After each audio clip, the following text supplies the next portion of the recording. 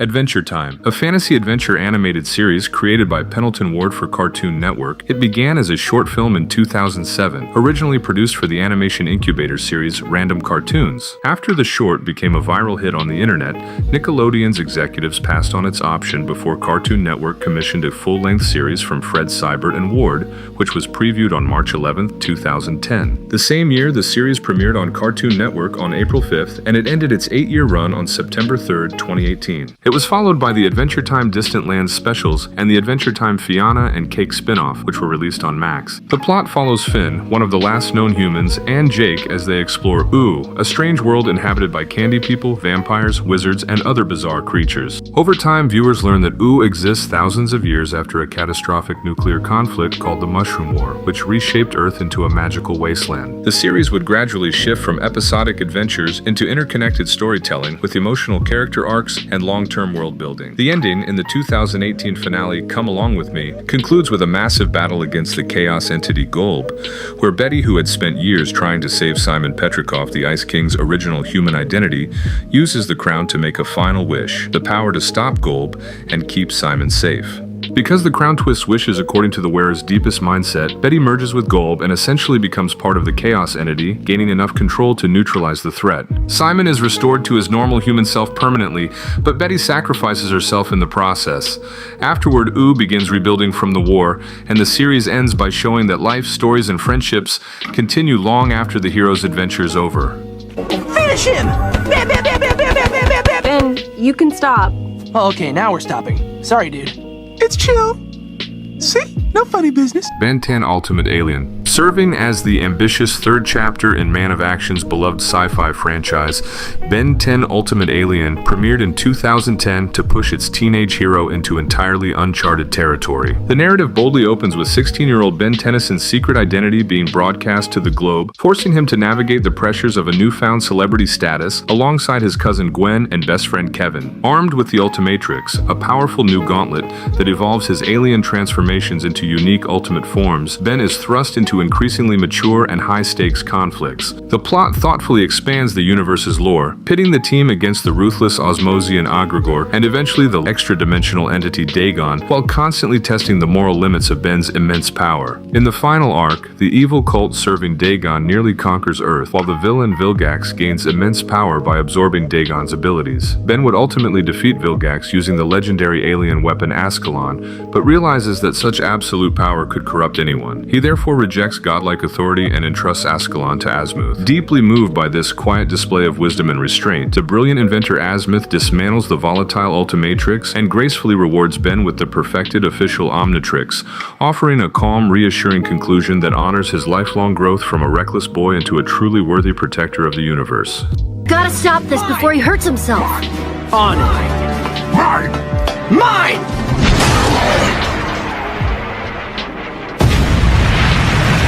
Regular Show, an animated comedy series created by J.G. Quintel for Cartoon Network. It originated from Quintel's earlier student short films, particularly The Naive Man from Lollyland and 2 in the AM/PM, which featured the humor and slacker characters that later evolved into the show's protagonists. Premiering in 2010, the series became one of Cartoon Network's most successful programs of the 2010s. Although it appeared to be a simple workplace comedy, it blended everyday problems with increasingly bizarre, supernatural, science fiction, and fantasy events. The plot centers on Mordecai and Rigby, two best friends who work as groundskeepers at a park and constantly turn ordinary situations into chaotic adventures. Alongside coworkers such as Benson, Skips, Muscleman, and Pops, they encounter everything from killer geese to intergalactic threats. In the final season, the story shifts into space and reveals that Pops is the cosmic counterpart of the universe-destroying entity Anti-Pops. During the final battle, Pops sacrifices himself by carrying Anti-Pops into the sun, ending their eternal cycle of conflict and saving reality. After his death, the heroes return to Earth, and the series concludes with a time skip showing the characters years later,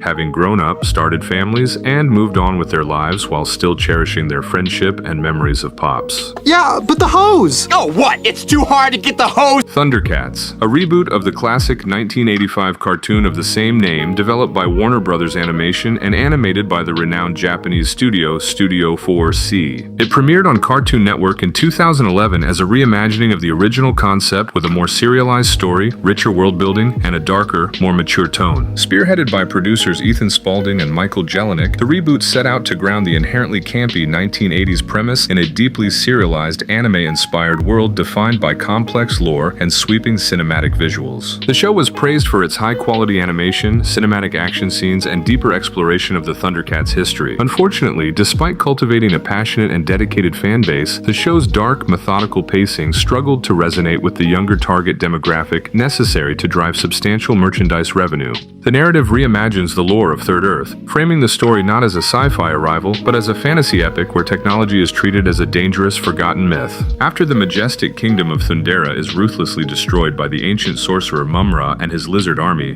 the young, inexperienced Prince Lion-O is thrust into leadership. Armed with the legendary Sword of Omens, he leads a ragtag group of surviving Thundercats, including his adopted brother Tigra, Chitara, the veteran Panthro, and the orphans Wily Kit and Wily Cat, on a desperate quest to unite the planet's animal species and secure magical tech stones before Mumra can claim them. This gripping journey of survival and uneasy alliances builds to a deeply emotional climax in the finale, What Lies Above. In a remarkably dark twist, Lion-O discovers that Pumra, a fellow survivor he had fought to save and grown to love, was actually resurrected by Mumra and has been acting as a spy to destroy them from within. Though the team narrowly escapes the crumbling floating city of Avista with a newly acquired tech stone, the series concludes on a bittersweet, unresolved cliffhanger. A heartbroken but resilient Lion-O looks toward the horizon, vowing to continue the fight in a war that audiences would sadly never get to see finished. Generator Rex. Created by the acclaimed Man of Action team, the same visionary group behind Ben 10, Generator Rex originated as an adaptation of the 1999 Image Comics series M-Rex by Joe Kelly and Duncan Rouleau. Recognizing its potential, Cartoon Network Studios would develop the property into an animated series, bringing on supervising producer John Fang to help translate the comic's gritty, mature tone into a family-friendly adventure. Utilizing Adobe Flash animation to efficiently render its complex mechanical transformations and fast-paced fight choreography, the show premiered on April 23, 2010. Over its 3-season, 60-episode run, the series earned critical praise for its dark storytelling, world-building, and action, cementing its legacy in the 2010 action cartoon renaissance before concluding its impactful broadcast history in January 2013. The narrative unfolds on a post-apocalyptic Earth devastated by the nanite event, a global catastrophe that infected every living thing with microscopic machines that randomly mutate their hosts into monstrous, exponentially variegated organisms, or EVOs. At the center of this chaos is Rex Salazar, a witty 15-year-old with amnesia who possesses the unique ability to consciously control his nanites to manifest massive biomechanical weapons from his body and cure other EVOs of their mutations. Working for the global defense organization Providence alongside Agent 6, Rex battles the sinister Van Cleis while piecing together his forgotten past. This sprawling conflict reaches a spectacular climax when Rex secures the meta-nanites, granting him brief, godlike omnipotence over the fabric of reality. Faced with absolute power, Rex makes a profoundly selfless choice. He initiates a worldwide cure to deactivate all malfunctioning nanites, saving humanity, and then immediately orders the meta-nanites to permanently shut down, peacefully resigning his godhood to live as a grounded protector in a healing world. Bakugan new vestroia. Following the massive, unexpected global phenomenon of the original Bakugan battle brawlers and its accompanying Spin Master toy line, Bakugan new vestroia was rapidly developed to capitalize on the franchise's soaring popularity. Co-produced by TMS Entertainment and Nelvana Animation under the direction of Mitsuo Hashimoto, this ambitious 2009 sequel series marked a deliberate shift toward a slightly more mature, sci-fi-oriented narrative. The narrative picks up a few years after the original series, thrusting a slightly older Dan Kuso and his fiercely loyal Bakugan partner, Draco, back into the fray when the newly reformed Bakugan homeworld, New Vestroia, is invaded by an alien race known as the Vestals. Fully aware that Bakugan are sentient beings, the Vestals would enslave them for entertainment. Dan, alongside returning veterans Shun and Marucho, aligns with the rebellious Bakugan battle brawlers resistance led by Mira, Ace, and Baron to dismantle the oppressive Vexos organization and their charismatic masked leader, Spectra Phantom. As the conflict escalates from a planetary occupation to a universe-threatening crisis orchestrated by the Vestal King Xenoheld, the brawlers must push themselves themselves to the absolute limit. In the finale, the combined forces of the Resistance and a reformed Spectra launch a desperate assault to destroy Xenoheld's alternative weapon system. The series concludes with a satisfying resolution where the devastating weapon is obliterated, New Vestroia is permanently liberated, and the heroes peacefully part ways to their respective homeworlds, quietly closing a grueling chapter of war while leaving the door open for future adventures. Hero 108. Created by Taiwanese artist Yang Ming Tarn and loosely inspired by the classic Chinese novel Water Margin, Hero 108 was a wildly unique international co-production that brought Eastern folklore to Western television. Developed collaboratively by Moonscoop Entertainment, Gamania Digital Entertainment, Telegal, and Hongying Animation, the series premiered on Cartoon Network in 2010. Its striking visual style combined heavy black outlines, video game-inspired character designs, and fluid cell-action 2D animation, making it stand out distinctly amid the network's lineup. The story unfolds in the Hidden Kingdom, a realm where animals and humans once lived in perfect harmony until the manipulative, candy-loving villain, High Roller, deceived the animal factions into waging war against humanity. To restore peace, the well-meaning Commander Ape Truly establishes Big Green, an elite task force spearheaded by First Squad featuring Lin Chung, Mighty Ray, Mystique Sonia, Jumpy Ghostface, and their strict leader, Mr. No Hands. Most episodes follow a formulaic attempt to battle and ultimately recruit various animal kings into their growing, unified rebel army. However, the narrative would shift in its second season with the introduction of the demonic Twin Masters, the true overarching antagonist pulling the strings. In the spectacular series finale, the cosmic entity nearly destroys the kingdom, prompting Lin Chung to tap into the combined energy of all 107 recruited allies. Becoming the 108th hero, he unleashes a massive strike that annihilates Twin Masters, permanently uniting humans and animals. I am Mighty Ray! Fear my eyeballs! Young Justice. Developed by acclaimed animation veterans Greg Wiseman and Brandon Vietti, Young Justice premiered on Cartoon Network in late 2010, not as a direct adaptation of the Peter David comic series, but as an ambitious, grounded reimagining of the entire DC universe. The showrunners would craft a highly serialized, espionage-driven narrative that treated its teenage protagonists with profound respect and emotional maturity. The narrative initially follows Robin, Aqualad, Kid Flash, and Superboy, soon joined by Miss Martian and Artemis, as they step out of their legendary mentor's shadows to form a covert operations strike team managed by Batman. Throughout the first season, their seemingly disconnected missions gradually reveal a massive, coordinated conspiracy orchestrated by a syndicate of supervillains known as the Light. In a bold narrative risk, the second season, subtitled Invasion, leaps 5 years into the future, introducing a vastly expanded roster of heroes like Blue Beetle and Impulse, and a darker, more complex status quo, where the Light has allied with an insidious alien empire called the Reach. This interstellar conflict concludes in an emotionally devastating finale where the heroes finally dismantle the Reach's operations, but at a terrible cost. To stop an apocalyptic magnetic field disruptor from destroying Earth, Wally West makes the ultimate sacrifice, his speed literally tearing him from existence. The Cartoon Network era thus ends on a powerfully bittersweet note, honoring Wally's heroic legacy while teasing a chilling, unresolved cliffhanger as the immortal Vandal Savage travels to Apocalypse to forge a dark pact with the cosmic tyrant Darkseid. Symbionic Titan.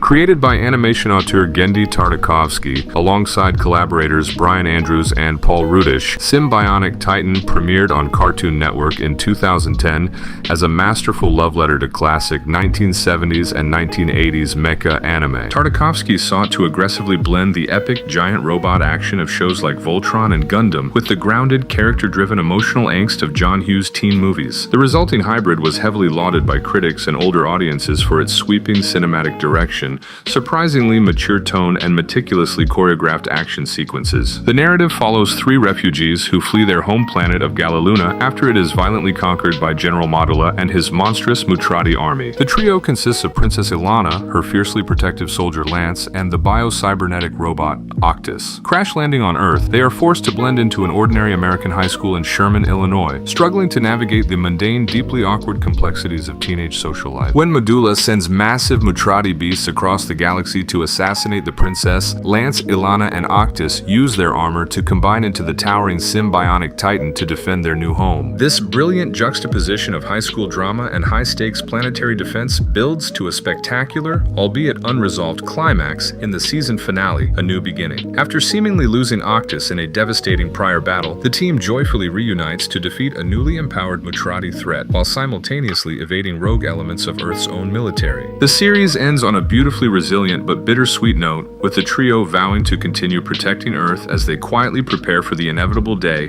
they can finally return to liberate Galaluna. Total drama action. Following the massive international breakout success of Total Drama Island, creators Tom McGillis and Jennifer Perch at Fresh TV quickly developed a sequel season to capitalize on the animated sitcom's surging popularity. The narrative transports 14 returning contestants, later joined by the fiercely competitive Courtney following an in-universe lawsuit against the producers, from the squalor of Camp Wawanakwa to an abandoned, hazard-filled film lot in Toronto. Under the direction of sadistic host Chris McLean, the teenagers are forced to compete in grueling movie genre-themed challenges, surviving everything from animatronic alien invasions and bank heists to classic slasher film scenarios. In the climactic finale, Mutiny on the Soundstage, the competition ultimately narrows down to a tense showdown between Duncan and Beth. True to the franchise's interactive format, the final victor is decided by a jury vote from their eliminated peers, resulting in 2 alternate regionally broadcast endings where either finalist claims the $1 million prize. The season gracefully concludes on a chaotic but satisfying note,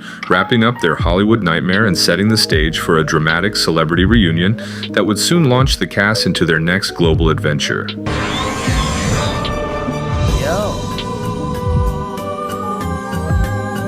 What can I say? Kid's hot.